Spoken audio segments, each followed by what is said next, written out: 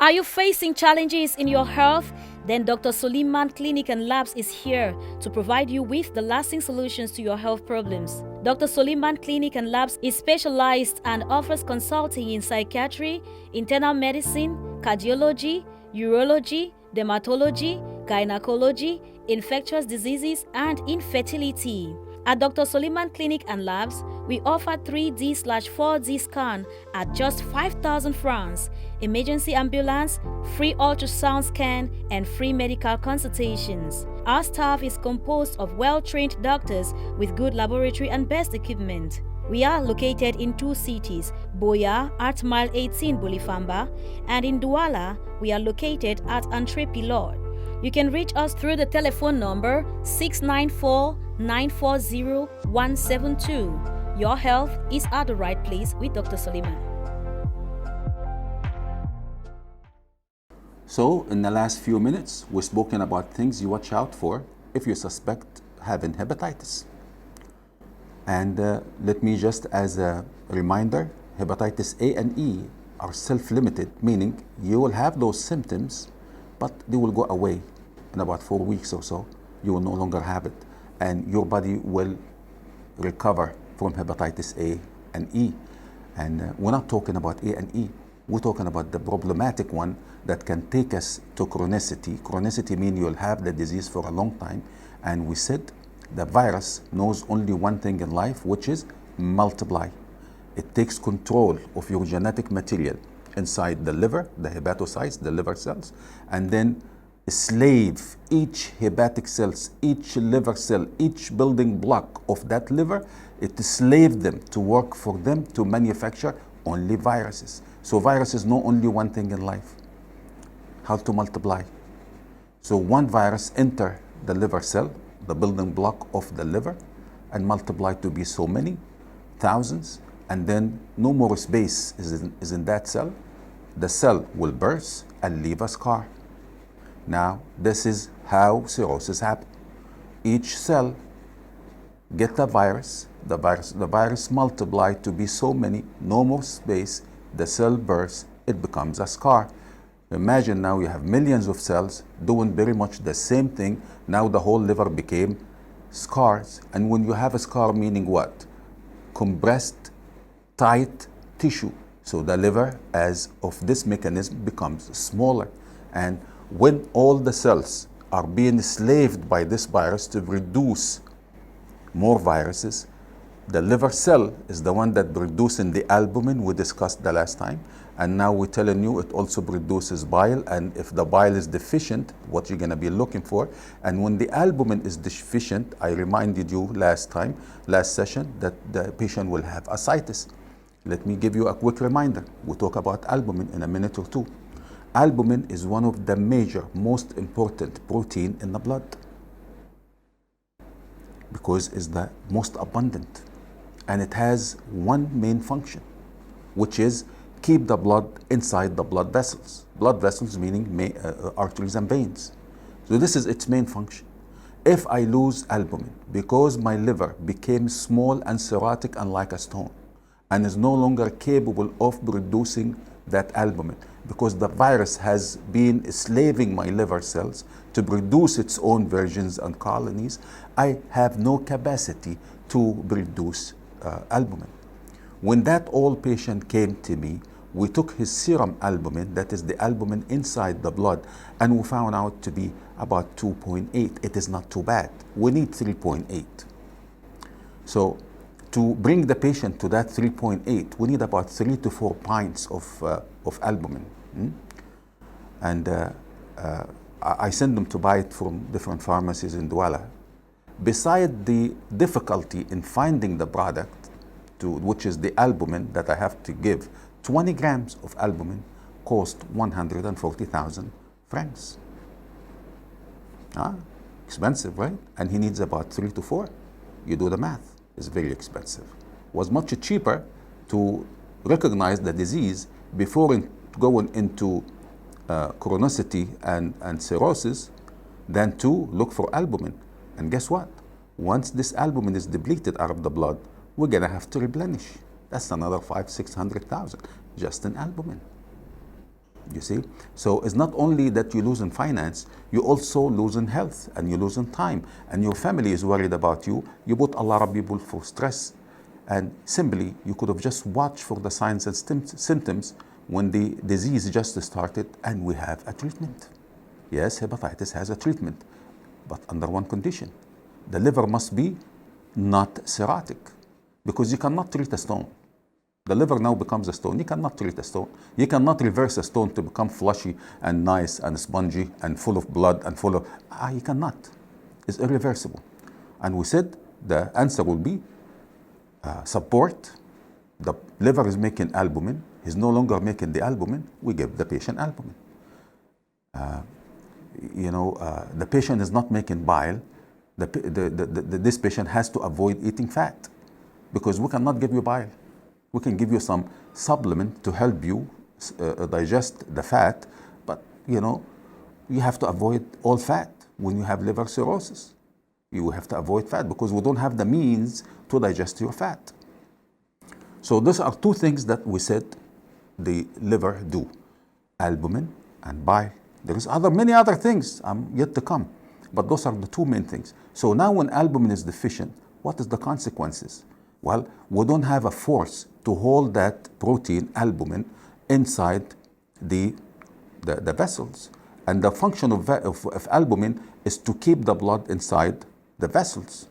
So when I lose this function, that water component of the blood leaves the blood and goes where? To anything that is nearby.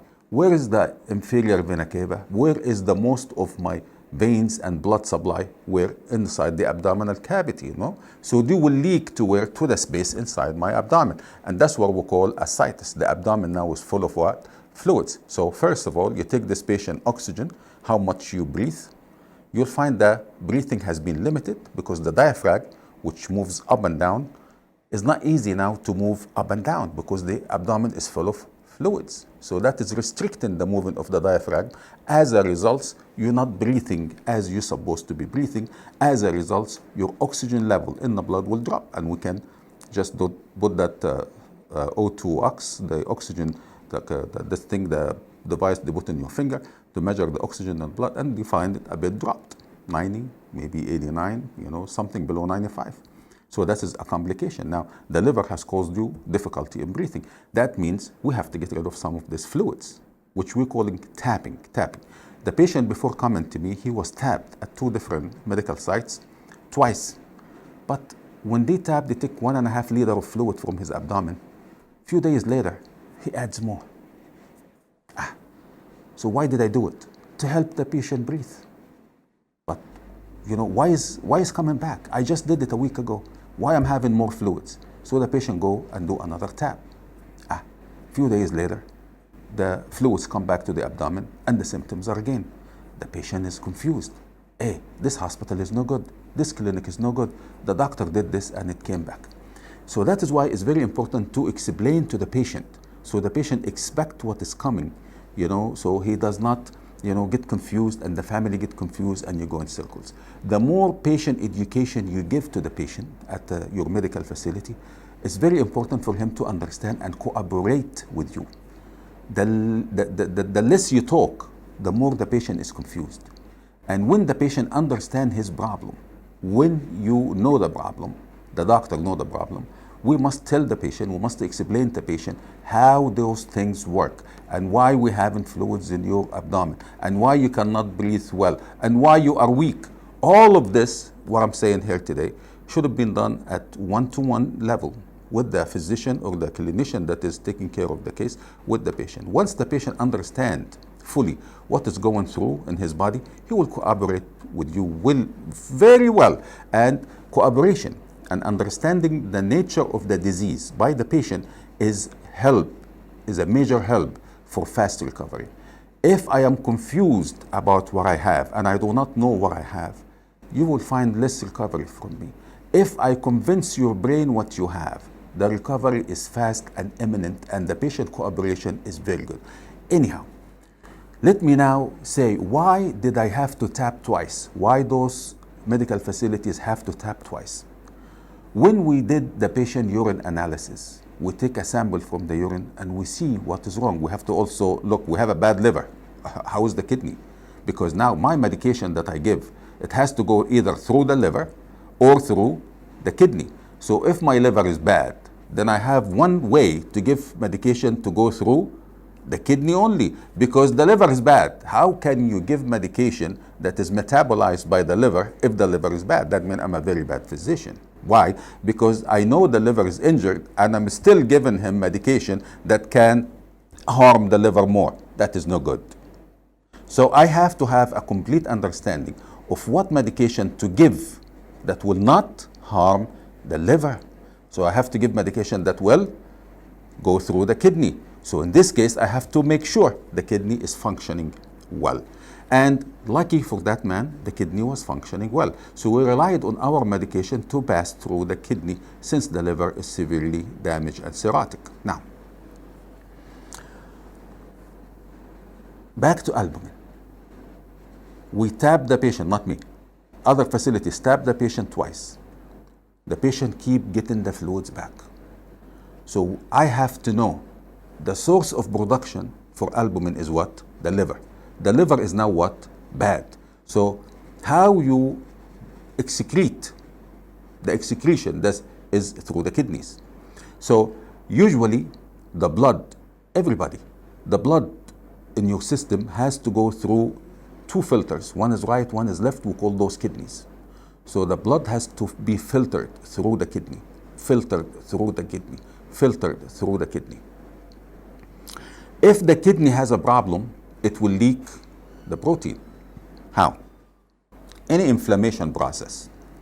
We have the cells in our body, all the cells, regardless where in your body. One cell like this, one cell like this, they are attached to each other by some boundaries. We call it gap. And this gap has to be at a specific thickness, so they are tight, not allow the inside to come to the outside. In the case of the kidney, those cells, when they become inflamed and sick, this gap here increases like this. So now the big protein, which is albumin, is a very big molecule. It's a big protein. It cannot pass normally when the cells are tight, joined together. But if in case of inflammation make those membranes leaky. So they become leaky. Leaky to what? To the most important protein in my body, albumin. So protein leaks out. So leaks out where? To the urine now. Kidney, urine. Kidney puts out urine. So the kidney has spaces. The gaps has increased. Protein leaked out. So not only that I am failing to make protein in the liver, but also I'm losing protein where? In the urine. So that's a problem. So my production is deficient, and I'm also losing. There is leak. It's like piping, like plumbing. I have leakage, so I'm losing. I'm losing protein, the big protein that holds the blood inside the vessel. I'm losing it through the kidney, a condition called as nephrosis, kidney nephrosis, leaky kidney. It leaks protein. It could be because of infection. It could be because of any other things. We're not going to get into the kidneys now. But lucky for this man, his kidneys were good. We have a small problem with the kidney that we fixed with certain medication to block those gaps again, to make the kidney cells that filter, that shifter. The kidney is a shifter of your fluids and everything inside your system, especially the blood.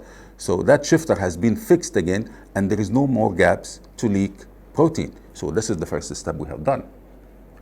We need to save a little bit of protein, albumin he has. So we have to look, where are the leakage? If there is any leakage, we discover the leakage. The leakage was small through the kidney. We fix the kidney, no more leakage. So the 2.8 albumin that he had, it should stay 2.8. It's not enough. It's not enough. We didn't tap the patient. You can ask me why. The breathing was fine. We're controlling. But I didn't tap the patient because if I tap, meaning take fluids out. I didn't tap the patient because I know if I do it a week later, the patient has to be tapped again. And here there's an issue for clinician to be challenged with. What is the issue? When the patient leaked fluid inside his abdomen, because of the lack of albumin. Now we have what is called concentration gradient, meaning the concentration of protein in the abdominal cavity has now equal to the concentration of protein in the vessels. I have a small amount, I have 3 liters of fluids inside the abdomen that contains albumin, and I have blood running in his vessels that contains albumin. Once equilibrium is reached, meaning the concentration of albumin here equals to the concentration of albumin here, there is no net movement from one side to another. And this is where we at. He still have a little bit of fluid. We use medication to make him get rid of those fluids. So after 3-4 days, the fluids was half amount without tapping. Why? We very much control the leakage of protein from the kidneys, and that helped. We give medication to dry him out small, that helped. But now the next step is, after we fix the leakage, we have now to add him albumin. And this is where he went and bought the albumin, and we drip him with albumin so we can fix. Now we have higher concentration